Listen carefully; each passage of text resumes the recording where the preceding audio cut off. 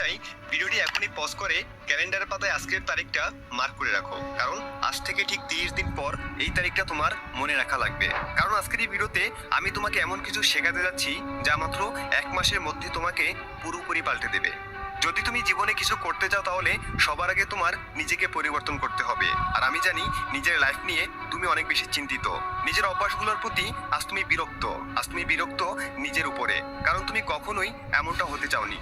এতদিনে হয়তো বুঝে গেছো অনেকেই তোমাকে পছন্দ করে না, সেটা কারো ব্যবহারে প্রকাশ পায়, আবার কারোটা প্রকাশ পায় না। আবার এমন অনেক মানুষ আছে যারা তোমার ভালো কিছু দেখলে সেটা সহ্য করতে পারে না, তারা চায় তুমি যেন সবসময় তাদের থেকে পিছিয়ে থাকো।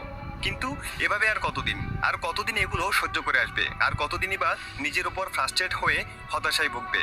নিজের জীবনকে এভাবে তিলে তিলে ধ্বংস করার কোনো মানেই হয় না, বরং তোমার উচিত তাদেরকে নিজের বেস্ট ভার্সনটা দেখিয়ে দেওয়া। তাই আজকে আমি তোমাকে 1 মাসের জন্য এমন একটি ডেইলি লাইফ রুটিন দিতে চলছি যা তুমি যদি টানা 30 দিন মেনে চলতে পারো তাহলে 1 মাস পর বাকিরা না, তুমি নিজেই নিজেকে চিনতে পারবে না। তো চলো শুরু করি। পয়েন্ট নাম্বার 1, কখন ঘুমাবে ও কতক্ষণ ঘুমাবে। শুরুতেই তোমাকে একটি প্রশ্ন জিজ্ঞেস করতে চাই, তুমি রাত কটা নাগাদ ঘুমাও? না, আমি তোমাকে রাত 9টার মধ্যে ঘুমাতে যাওয়ার কথা বলবো না, কারণ বর্তমান যুগের সাথে তাল মিলিয়ে অনেক কিছুতেই পরিবর্তন এসেছে। তাই আমি তোমাকে এমন কিছু করতে বলবো না যা তোমার মেনে চলতে খুব বেশি কষ্ট হবে। আমি তোমাকে বলবো এই 30 দিন তোমাকে রাত 11টার মধ্যে ঘুমাতে হবে, কিন্তু তুমি আমাকে বলবে যে ভাই আমার এত তাড়াতাড়ি ঘুম আসে না, রাত জাগা আমার অভ্যাস হয়ে গেছে। কিন্তু এটারও একটা সমাধান আছে, সেটা হলো তোমাকে খুব ভোরে ঘুম থেকে উঠতে হবে। সকালে যত দেরি করে উঠবে রাতে তোমার ঘুমাতে ততই দেরি হবে। তাই অবশ্যই তোমাকে খুব ভোরে ঘুম থেকে ওঠার অভ্যাস করতে হবে। আর কখন তুমি ঘুমাবে, কতক্ষণ ঘুমাবে আর কখন ঘুম থেকে উঠবে সেটাও আমি নির্ধারণ করে দিচ্ছি। রাত 11টা, তোমাকে অবশ্যই রাত 11টার মধ্যে ঘুমিয়ে যেতে হবে। মনে রাখতে হবে সময়টা যেন 11টার থেকে বেশি না হয়। আর 6 ঘন্টা ঘুমিয়ে তোমাকে এই 1 মাস ভোর 5টায় ঘুম থেকে উঠতে হবে। আর একজন মানুষের সুস্থ থাকার জন্য দিনে 6 ঘন্টা ঘুমই যথেষ্ট। আর যদি তুমি সকালে উঠতে না পারো তাহলে আমাদের ভোর 4টায় ওঠার ম্যাজিক এই ভিডিওটি দেখে আসতে পারো। পয়েন্ট নাম্বার 2, ব্যায়াম ও শরীর চর্চা করা। তো কিছুক্ষণ আগেই বললাম তোমাকে প্রতিদিন ভোর 5টায় ঘুম থেকে উঠতে হবে।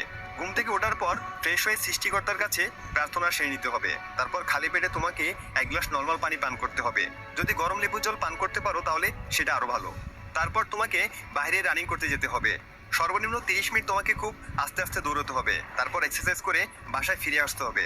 তাহলে সারাদিন তোমার আর শরীর নিয়ে কোনো চিন্তার বিষয় রইল না, কারণ যদি তুমি রোজ নিয়ম করে শরীরচর্চা করতে থাকো তাহলে কখনোই তোমার শরীর দুর্বল হবে না, তুমি দিনভর ফিট ও স্ট্রং থাকতে পারবে।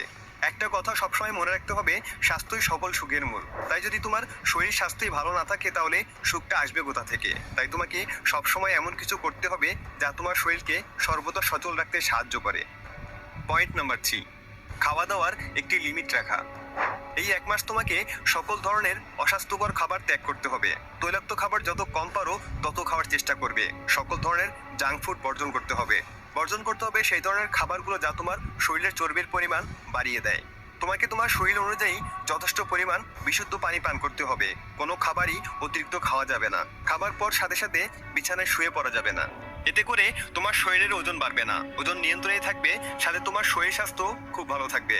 নিজেকে তুমি অ্যাক্টিভ রাখতে পারবে। আর স্বাস্থ্যসম্মত খাবার খাওয়াও তৈলাক্ত খাবারগুলো বর্জন করার কারণে যদি তোমার মুখে বা শরীরের কোথাও পিম্পলস থেকে থাকে তাহলে সেগুলো গায়েব হয়ে যাবে। পয়েন্ট নাম্বার 4, প্রতিদিন নতুন কিছু শেখা। এই 1 মাস তোমাকে রোজ নতুন কিছু না কিছু শিখতে হবে, কিছু না কিছু জানতে হবে। সেটা হতে পারে নতুন কোনো স্কিল বা নতুন কোনো কাজ। মনে রাখতে হবে একদিনেই তুমি সবকিছু শিখে ফেলতে পারবে না। কোনো একটা বিষয়ে পারফেক্ট হতে গেলে একটু সময় তো লাগবেই। তাই তোমাকে এই 30টা দিনকে খুব ভালো করে কাজে লাগাতে হবে। প্রত্যেকটা দিনই অল্প অল্প করে কিছু শিখতে হবে। সেলফ ডেভেলপমেন্ট রিলেটেড বইগুলো পড়তে হবে। তাহলে দেখবে যা তুমি শিখতে চাও সে বিষয়ে ধীরে ধীরে তুমি পারফেক্ট হতে শুরু করেছো। আর যদি তুমি এটি মনোযোগ সহকারে করতে পারো, ফুল ফোকাসের সাথে এটি করতে পারো, তাহলে আমি তোমাকে গ্যারান্টি দিচ্ছি নতুন কিছু শেখার জন্য বা নতুন কোনো বিষয়ে পারফেক্ট হওয়ার জন্য এই 30টি দিনই তোমার জন্য যথেষ্ট। পয়েন্ট নাম্বার 5, নিজেকে নিয়ে ভাবা ও নিজের ভালো লাগাকে গুরুত্ব দেওয়া। অনেক তো হলো, অন্যদের কথা ভাবতে ভাবতে, অন্যদের সুবিধা অসুবিধা, আরাম আয়েশ, ভালো লাগা খারাপ লাগা এগুলো ভাবতে ভাবতে তুমি হয়তো নিজেকে নিয়েই ভাবতে ভুলে গেছো। নিজের ভালো লাগা মন্দ লাগার কাজটি হয়তো তোমার আর তেমন ভাবে করা হয় না, কিন্তু এটি তোমার মানসিক স্বাস্থ্যের জন্য অনেকটা ক্ষতিকর। তাই 1 মাস তোমাকে সবার কথা বাদ দিয়ে নিজের কথা ভাবতে হবে। নিজের ভালো লাগা খারাপ লাগাকে সবার আগে প্রাধান্য দিতে হবে। কোন কাজটি তোমার ভালো লাগে সেটি করতে হবে, কারণ যখন তুমি এ ধরনের কাজ করবে তখন নিজের ভেতরে অদ্ভুত এক তৃপ্তি কাজ করবে।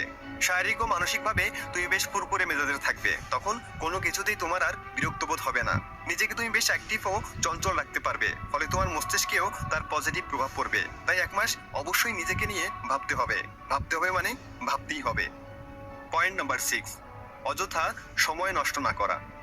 দেখো, তোমার হাতে মাত্র 30 দিন সময় আছে। যদি অযথা তুমি তোমার জীবন থেকে এই 30 দিন থেকে একটা সেকেন্ডও নষ্ট করো, সেটিও তোমার জন্য অনেক বড় ক্ষতি, কারণ ওই একটি সেকেন্ডকে আর কখনোই তুমি ফিরে পাবে না। আজকের এই সময়কে যদি তুমি এমনি এমনি চলে যেতে দাও, তাহলে বাকিটা সময় তোমার এই আফসোস করে করে কাটাতে হবে। সময়কে জীবনের সবচেয়ে মূল্যবান সম্পদ ভাবতে শেখো, আর সময়কে জীবনের সবচেয়ে মূল্যবান জিনিস মনে করেই ব্যবহার করতে শেখো। তাহলে দেখবে জীবনে এমন অনেক কিছু তুমি অর্জন করে ফেলেছো যা তুমি কখনো কল্পনাও করোনি। সময়কে সঠিকভাবে কাজে লাগাতে পারলে সেটি তোমাকে ঠিক কত বড় অর্জন এনে দিতে পারে তা হয়তো তোমার কল্পনাতেও নেই, কিন্তু তুমি আছো অযথা সময় নষ্ট করার ধান্দায়। আর এভাবে অল্প অল্প করে সময় নষ্ট করতে করতে সে সময়ের পরিমাণ বিশাল হয়ে দাঁড়ায়। তাই অযথা সময় নষ্ট করা বন্ধ করে আজ থেকেই সময়কে কাজে লাগাতে শুরু করো। যদি তুমি একবার সময়ের মূল্য বুঝে যাও, তাহলে তোমার মনে হবে আরে সময় তো খুব তাড়াতাড়ি চলে যাচ্ছে। কথাটা মিলিয়ে নিও। এবার চলে যাচ্ছে আজকের ভিডিওর সর্বশেষ পয়েন্টে। পয়েন্ট নাম্বার 7, কাজ ভাগ করে একটি ডেইলি লাইফ রুটিন তৈরি করা।